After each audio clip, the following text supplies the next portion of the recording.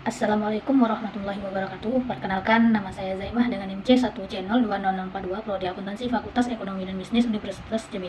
Di sini saya akan mempresentasikan materi yang saya buat dengan mata kuliah Akuntansi Keperlakuan dengan dosen pengampu Dr. Wirmi Eka Putra, SE, MSI, CIQ, NR, CSRS dengan materi konsep keperlakuan dari psikologi dan psikologi sosial.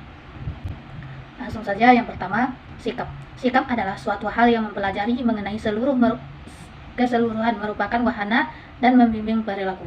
Sikap terbagi menjadi beberapa poin. Yang pertama, komponen sikap. Yang kedua, fungsi sikap.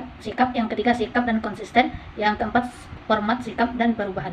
Komponen sikap yaitu manusia dilahirkan dengan kecenderungan genetik tertentu. Dalam organisasi, sikap adalah penting karena sikap mempengaruhi perilaku kerja. Sikap disusun oleh komponen teori, emosional, dan perilaku. Komponen teori terdiri dari gagasan, persepsi, dan kepercayaan seseorang mengenai penolakan sikap. Yang kedua ada fungsi sikap. Sikap memiliki 4 fungsi utama. Yang pertama, pemahaman. Yang kedua, keseluruhan dan kepuasan. Yang ketiga, defensif ego. Dan yang keempat, ungkapan nilai. Selanjutnya ada sikap dan konsisten. Umumnya riset telah menyimpulkan bahwa seseorang mengusahakan konsistensi antara sikap-sikap serta antara sikap dan perilakunya. Ini berarti bahwa individu-individu berusaha untuk menghubungkan sikap-sikap mereka yang terpisah dan menyelaraskan sikap dengan perilaku mereka sehingga mereka terlihat rasional dan konsisten. Selanjutnya ada format sikap dan perubahan. Format sikap mengacu pada pengembangan suatu sikap yang mengarah pada suatu objek yang tidak ada sebelumnya. Perubahan sikap mengacu pada substansi sikap baru untuk seseorang yang telah ditangani sebelumnya. Sikap dibentuk berdasarkan karakter, faktor psikologi, faktor pribadi, dan faktor sosial. Nomor 2, beberapa teori terkait dengan sikap. Yang pertama ada teori perubahan sikap, teori perkembangan sosial, teori persepsi diri, teori motivasi dan aplikasi, teori kebutuhan dan kepuasan, teori prestasi, teori motivasi, teori keadilan, dan teori harapan. Yang pertama, teori perubahan sikap. Teori perubahan sikap dapat membantu untuk memprediksikan pendekatan yang paling efektif. Sikap mungkin dapat berubah sebagai hasil pendekatan dan keadaan. Perlu diingat bahwa sikap dapat berubah tanpa bentuk. Misal saja, jika seseorang terpapar informasi baru mengenai suatu objek, perubahan sikap dapat saja dihasilkan. Sebagai contoh, seorang karyawan setia yang bertugas di bagian keuangan perusahaan pernah melakukan penggelapan dana beberapa tahun yang lalu. Kejadian tersebut mengubah ia untuk cenderung bekerja di perusahaan, berusaha untuk menjadi eksekutif umum perusahaan dan bekerja untuk diri sendiri. Selanjutnya ada teori pertimbangan sosial. Teori pertimbangan sosial ini merupakan suatu hasil perubahan mengenai bagaimana orang-orang merasa menjadi suatu objek dan bukannya hasil perubahan dalam mempercayai suatu objek. Teori ini menjelaskan bahwa manusia dapat menciptakan perubahan dalam sikap individu jika mau memahami struktur dan menganut sikap orang lain dan membuat pendekatan setidaknya untuk dapat mengubah ancaman. Selanjutnya ada teori persepsi diri. Teori persepsi diri menganggap bahwa orang-orang mengembangkan sikap berdasarkan bagaimana mereka mengamati dan menginterpretasikan perilaku mereka sendiri. Dengan kata lain, teori ini mengusulkan fakta bahwa sikap tidak menentukan perilaku, tetapi sikap itu dibentuk setelah perilaku terjadi guna menawarkan sikap yang konsisten dengan perilaku. Selanjutnya ada teori motivasi dan aplikasi. Mas'ud menjelaskan bahwa dalam buku-buku manajemen banyak diuraikan mengenai teori motivasi. Terdapat keyakinan bahwa perilaku manusia ditimbulkan oleh adanya motivasi. Dengan demikian, ada suatu yang mendorong seseorang untuk berbuat sesuatu. Dalam memberikan motivasi, kadangkala terdapat banyak kendala yang dihadapi oleh seorang manajer. Selanjutnya ada teori kebutuhan dan kepuasan. Secara ringkas, 5 hierarki kebutuhan manusia oleh Maslow dijabarkan sebagai berikut. Yang pertama, kebutuhan fisiologis, yaitu kebutuhan fisik seperti rasa lapar, rasa haus, kebutuhan akan perumahan, pakaian, dan lain sebagainya. Yang kedua, kebutuhan akan keamanan, yaitu kebutuhan akan keselamatan dan perlindungan dari bahaya, ancaman, perampasan, dan pemecatan. Yang ketiga, ada kebutuhan sosial, yaitu kebutuhan akan rasa cinta dan kepuasan dalam menjalani hubungan dengan orang lain. Kebutuhan akan kepuasan dan perasaan memiliki serta diterima dalam suatu kelompok, rasa keluarga, persahabatan, dan kasih sayang. Selanjutnya, keempat ada kebutuhan akan penghargaan, yaitu kebutuhan akan status atau kedudukan, kehormatan diri, reputasi, dan prestasi. Yang kelima ada kebutuhan akan aktualisasi diri, yaitu kebutuhan pemenuhan diri untuk mempergunakan potensi ekspresi diri dan melakukan apa yang paling sesuai dengan dirinya.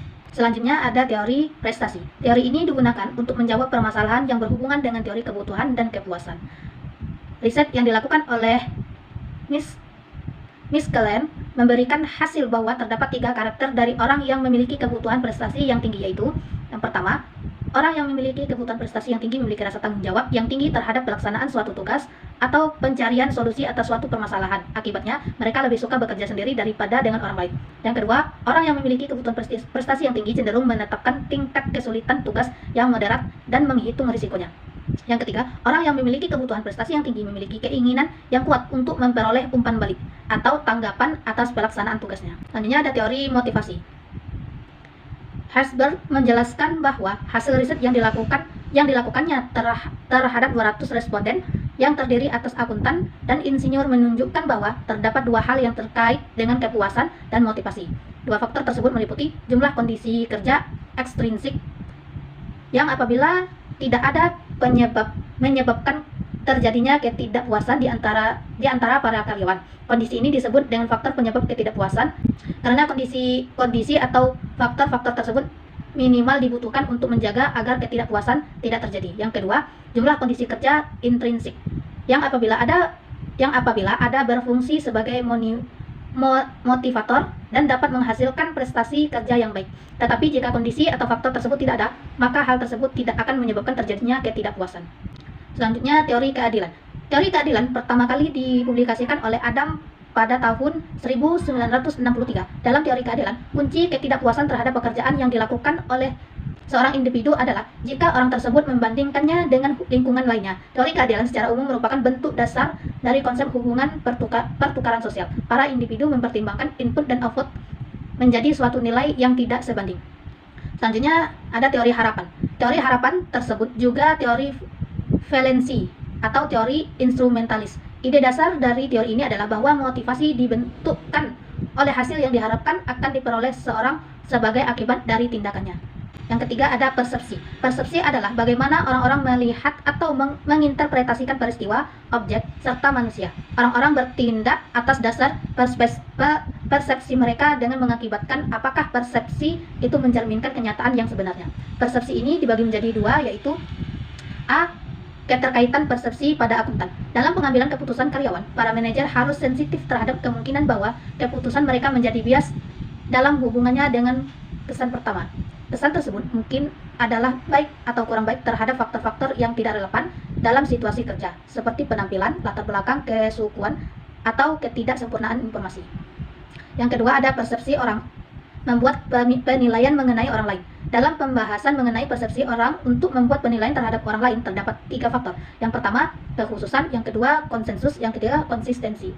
Kekhususan yaitu merujuk pada apakah seorang individu memperlihatkan perilaku-perilaku yang berjalan dalam situasi yang berlainan. Apakah karyawan yang datang terlambat ini juga merupakan sumber keluhan dari rekan-rekan sekerjanya karena mereka terpaksa membuang-buang waktu. Yang kedua ada konsensus, yaitu jika semua orang yang menghadapi suatu situasi yang serupa bereaksi dengan cara yang sama. Contohnya, perilaku karyawan yang terlambat akan memenuhi kriteria ini jika semua karyawan yang mengambil rute yang sama ke tempat kerja juga terlambat. Yang ketiga ada konsistensi. Di sini dicari konsistensi dari tindakan seseorang. Datang terlambat beberapa menit di tempat kerja tidak dipersepsikan dengan cara yang sama oleh karyawan yang baginya keterlambatan itu merupakan kasus luar biasa. Yang keempat, nilai. Arti penting nilai dalam mempelajari perilaku dalam organisasi. Nilai dinyatakan penting karena nilai meletakkan dasar untuk memahami sikap serta motivasi dan karena nilai memengaruhi persepsi manusia. Seseorang memasuki organisasi dengan gagasan yang dikonsepkan sebelumnya mengenai apa yang seharusnya dan apa yang tidak seharusnya. Yang selanjutnya, nilai dan dilema etika. Secara umum, permasalahan profesi akuntan dapat disimpulkan disebabkan oleh masalah yang berhubungan dengan kemerosotan standar etika. Dengan diketahuinya fakta ini, maka nilai-nilai dari profesi akuntan hendaknya mempunyai kaitan yang berarti pada seluruh iklim etika di dalam suatu organisasi. Lebih lama lagi, Ihsan menambahkan bahwa cara yang lebih baik dan ideal dalam mengatasi dilema ini adalah dengan mempertimbangkan kecukupan dari kesempatan yang ada dan selanjutnya memberikan reaksi terhadap apa yang menjadi kekhawatiran di dalamnya. Yang kelima ada pembelajaran sosial. Teori pembelajaran sosial merupakan suatu perpanjangan dari pengondisian operan, di mana teori tersebut mengandalkan perilaku sebagai suatu fungsi dari konsekuensi. Teori itu juga mengakui eksistensi pembelajaran observasional atau lewat pengamatan. Dan pentingnya persepsi dalam belajar. Orang-orang menanggapi berdasarkan bagaimana mereka membayangkan dan mengidentifikasi konsekuensi-konsekuensi, bukan pada konsekuensi objek itu sendiri.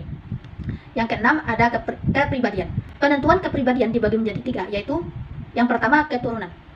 Sebagian besar penelitian mengemukakan bahwa keturunan merupakan penentuan pada saat pembuahan, sosok fisik, daya tarik wajah, kelamin, temperamen, komposisi otot dan refleks, tingkat energi, dan ritme hayati merupakan karakteristik yang umumnya dianggap sebagai suatu yang sepenuhnya atau sebagian besar dipengaruhi oleh susunan hayati.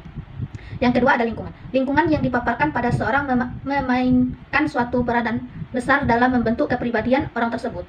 Pertimbangan yang saksama terhadap argumen-argumen yang mendukung keturunan maupun lingkungan sebagai penentuan utama dari kepribadian mengarah pada kesimpulan bahwa keduanya adalah penting. Yang ketiga, ada situasi. Tuntutan yang berbeda dari situasi yang berlainan memunculkan aspek-aspek yang berlainan dari kepribadian seseorang. Oleh karena itu, hendaknya pola kepribadian tidak dilihat secara terpisah. Kelihatannya adalah logis untuk mengandalkan bahwa situasi akan mempengaruhi kepribadian seseorang. Dari beberapa klasifikasi yang ada dan dimiliki sampai saat ini, belum ada dampak dari berbagai tipe situasi. Baik, hanya itu materi yang dapat saya jelaskan. Jika terdapat kesalahan, saya mohon maaf. Yang sebesar-besarnya saya akhiri. Wassalamualaikum warahmatullahi wabarakatuh.